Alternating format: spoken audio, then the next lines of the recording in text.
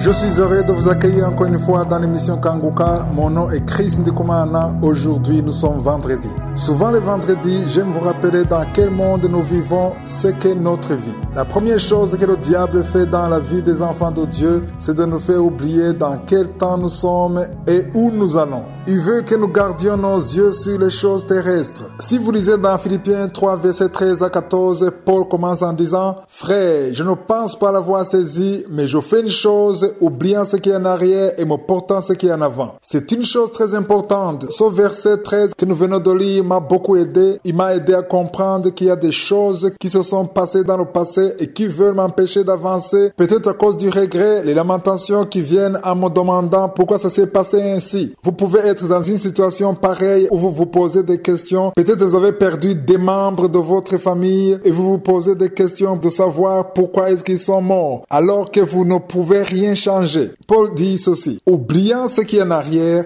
et me portant vers ce qui est en avant. Je continue à lire le verset. Il a dit, oubliant ce qui est en arrière et me portant vers ce qui est en avant. J'aimerais vous dire que ce qui est fini est déjà fini. Vous ne pouvez plus retourner dans le passé. Votre montre ne retourne pas en arrière. Le verset 14 est plus intéressant. Il dit, je cours vers le but pour remporter le prix de la vocation céleste de Dieu en Jésus-Christ. Dieu a un plan pour votre vie. Il a un plan pour votre famille et pour votre avenir. Tout ce que le diable fait, c'est de vous faire oublier tout cela. Il veut que vous gardiez votre attention sur les choses corruptibles, les choses de son monde. Mais il y a des choses qui ne sont pas corruptibles que Dieu a préparées pour vous. Il a préparé pour vous une vie éternelle. C'est une autre vie qui n'a rien à voir avec la vie d'ici sur terre. Il y a une autre vie que Dieu a préparée pour vous. Regardez-vous, il y a 5 ans, vous n'étiez pas ainsi. Au fur du temps, l'homme change, il vieillit. Même votre enfant qui a 2 ans, il grandit de jour au jour. Chaque jour qui passe vous fait approcher du jour de votre mort. C'est pourquoi vous tous qui m'écoutez, vous devez savoir que tôt ou tard, vous quitterez votre corps. Je vous invite à commencer dès aujourd'hui à faire la volonté de Dieu dans votre vie. Ne perdez plus votre temps, comportez-vous comme un athlète. L'athlète sait qu'à la fin de la course, il obtiendra une médaille. Ne perdez plus votre temps dans les choses inutiles, l'ivrognerie, les plaisirs de la chair. Tout cela vous fait perdre du temps et abîme votre corps. Dites-vous que vous avez une mission dans ce monde. Nous sommes en transit, ne soyez pas distraits. Dieu a prévu pour vous une mission. La première chose qu'il veut, c'est que vous sachiez ce pourquoi il vous a appelé. Il veut que vous sachiez la raison pour laquelle vous êtes ici. Il veut que vous sachiez qu'il est le Christ, le Fils du Dieu vivant, qu'il est mort pour vous. Il veut que vous ayez la foi en lui afin que votre nom soit inscrit dans le livre de la vie. Après avoir obtenu le salut, vous saurez alors votre raison de vivre ici sur terre. Vous saurez pourquoi vous avez été appelé et vous marcherez désormais dans son plan pour votre vie. Vous qui êtes en train de m'écouter, si vous n'avez jamais appelé Jésus-Christ dans votre vie, vous êtes en train de rater le but pour lequel Dieu vous a créé. Je vous le répète, si vous ne vous êtes jamais repenti, si vous n'avez jamais appelé Jésus-Christ dans votre vie, vous êtes en train de rater le but de Dieu pour votre vie. Ne perdez pas votre temps. Vous pouvez vivre 80 ans et vous rendre compte que toutes ces années ne vous ont rien servi parce que vous n'avez rien fait, rien qui soit en rapport avec le plan de Dieu pour votre vie. Il est vrai que vous avez une famille, vous avez peut-être des enfants, des richesses, mais là n'est pas le plan que Dieu a pour vous. Tout ça ne vise qu'à accomplir le plan de Dieu pour votre vie. Mais la première chose que Dieu veut pour votre vie, c'est que vous acceptiez ce que Jésus a fait sur la croix. Jésus-Christ est venu pour effacer vos péchés, pour que vous soyez sauvés, pour que vous obteniez la vie éternelle. Vous devez vous agenouiller et demander pardon pour tous vos péchés. Dites comme Paul que désormais plus rien ne compte à part ce qui est en avant. Appelez Jésus dans votre vie, il vous délivrera, il écrira votre nom dans le livre de la vie et votre vie en sera transformée. Vous deviendrez désormais une nouvelle créature. Si vous voulez qu'on vous aide, appelez-nous au 00 257 75 11 47 39.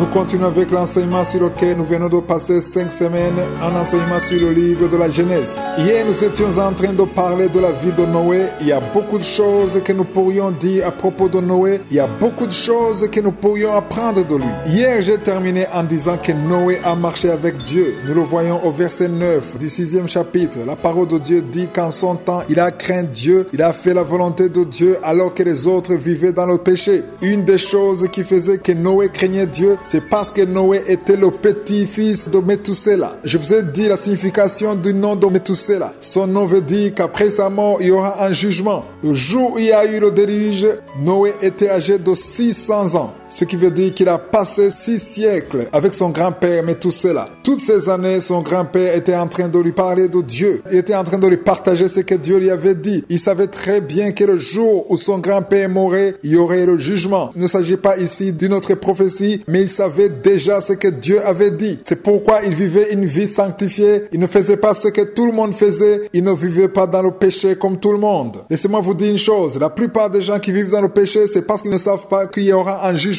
Ce jour-là existe bel et bien. Certaines personnes disent, après avoir entendu ce genre de message, qu'il s'agit d'une façon de faire peur aux gens, mais ce n'est pas du tout ça. Dieu l'a déjà dit, il y a un jour qu'il a lui-même fixé pour le jugement. Il l'a dit et cela depuis longtemps. Il l'a dit en passant par le fils d'Enoch, qui est Méthouséla. Son nom veut dire qu'après sa mort, il y aura un jugement. C'est la même chose pour aujourd'hui. Nous savons que nous sommes dans un temps de grâce, mais ce temps-là prendra fin. Jésus viendra prendre son Église, ce que nous voyons au verset 11, où il est écrit « La terre était corrompue devant Dieu, la terre était pleine de violence ». Nous vivons dans un temps pareil. Le verset 12 dit « Dieu regarda la terre et voici elle était corrompue, car toute chair avait corrompu sa voie sur terre. » C'est notre situation actuelle. La terre était dans le même état qu'à cette époque. Au verset 13, il est écrit « Alors Dieu dit à Noé, la fin de toutes choses est arrêtée par devers moi, car ils ont rempli la terre de violence. Voici, je vais les détruire avec la terre. » Au verset 15, Dieu commence à lui dire comment il construira l'arche. Noé ne l'a pas construit comme il voulait. Il a fait selon les instructions de Dieu. Et il y a une chose que je vais vous montrer pour attirer votre attention. C'est vrai, le péché était répandu dans le pays, mais Dieu a tracé le chemin pour la délivrance. Il a voulu que Noé construise l'arche pour que les animaux puissent y trouver refuge 2 par 2 de chaque espèce. Quand il construisait l'arche,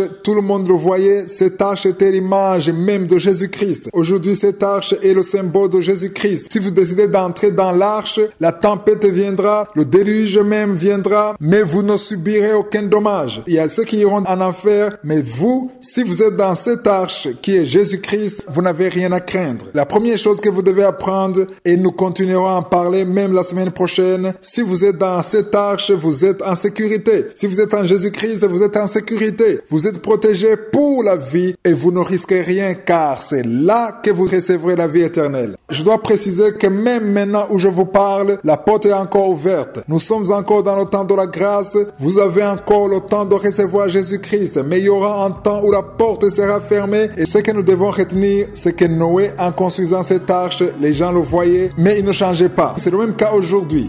Nous sommes en train d'annoncer la bonne nouvelle. Il y a des gens qui ne veulent pas changer. La similitude est frappante. Nous continuerons cet enseignement la semaine prochaine. Continuez à lire le 7e, le 8e et le 9e chapitre. Passez un excellent week-end. À la semaine prochaine si je suis le vœu.